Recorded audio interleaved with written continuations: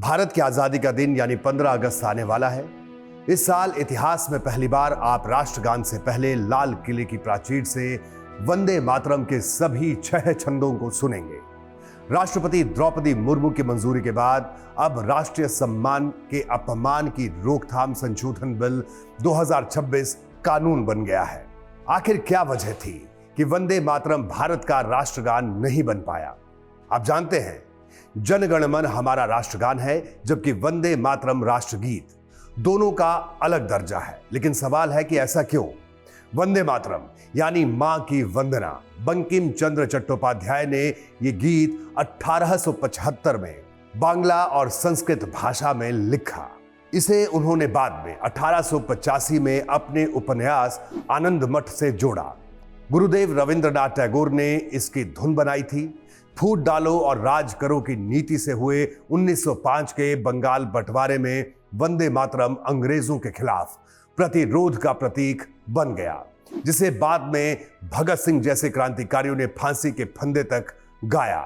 लेकिन जैसे ही आजादी की लड़ाई सबको साथ लाने की कोशिश करने लगी, इसी गीत पर सवाल उठे। वजह थी गीत के बाद के छंदों में देवी दुर्गा की स्तुति, और ये जिस उपन्यास से आया उसका संदर्भ भी एक धार्मिक विद्रोह यानी सन्यासी विद्रोह से जुड़ा था।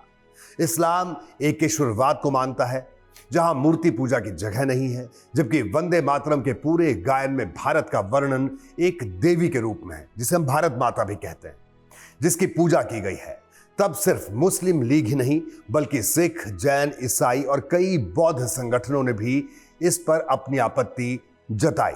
उनका तर्क था कि यह गीत सिर्फ एक धर्म के नजरिए से राष्ट्रवाद को परिभाषित करता है। 1937 में कांग्रेस वर्किंग कमेटी, जिसमें गांधी, नेहरू, पटेल, सुभाष चंद्र बोस, मौलाना आजाद, राजेंद्र प्रसाद, सरोजनी नायडू ने टैगोर की सलाह पर फैसला किया था कि इस गीत के सिर्फ पहले के 2 छंद, जिनमें कोई धार्मिक प्रतीक नहीं है, आधिकारिक कार्यक्रमों में गाए जाएंगे। अब वो किस्सा सुनिए जो कम ही लोग जानते हैं। 14 अगस्त 1947 की दरमियानी रात, आजादी मिलने से ठीक पहले संविधान सभा के आधारिक समारोह में सुचेता कृपलानी ने वंदे मातरम का पहला अंतरा गाया, और अचानक देखा कि ठीक उसी वक्त कुछ सदस्य सभा से बाहर चले गए। इस पर सदस्य HV कामत ने कहा था कि भले ही ये गान ना बने, ये हजारों शहीदों के बलिदान का पवित्र प्रतीक है। फिर 24 जनवरी 1950 को गणतंत्र बनने से सिर्फ 2 दिन पहले संविधान सभा के अध्यक्ष राजेंद्र प्रसाद ने ऐलान किया कि जन गण मन राष्ट्रगान होगा और वंदे मातरम को भी बराबर सम्मान मिलेगा।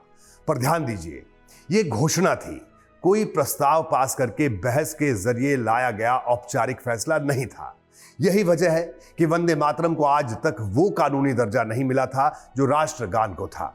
20 जुलाई 2026 को मॉनसून सत्र की शुरुआत हुई, और इसी सत्र में सरकार ने राष्ट्रीय सम्मान के अपमान की रोकथाम संशोधन विधेयक 2026 पेश किया।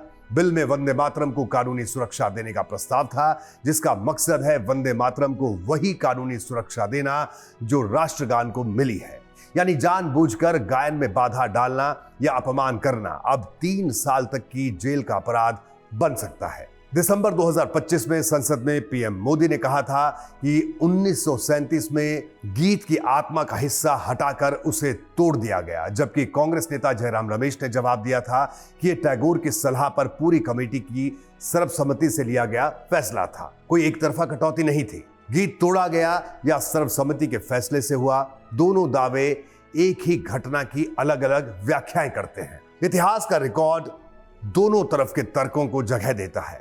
असली सवाल यह नहीं कि 1937 में क्या सही था, क्या गलत। असली सवाल यह है कि क्या किसी गीत को कानून से अनिवार्य या संरक्षित करने से उसका सम्मान बढ़ाया जा सकता है, और वो भी तब जब वंदे मातरम पहले से ही भारत की आत्मा में रचा बसा है। 150 साल में गीत आजादी की लड़ाई से लेकर संसद द्वारा बनाए गए कानून तक पहुंचा है, पर हर पीढ़ी इसे अपनी राजनीति के हिसाब से नए सिरे से परिभाषित करती रही। लेकिन यह हकीकत है कि वंदे मातरम इस देश की आत्मा है और इस देश की स्तुति है, तो इसमें कुछ भी न कभी गलत था, न कभी भविष्य में होगा, और खैर अब तो कानून भी बन गया है।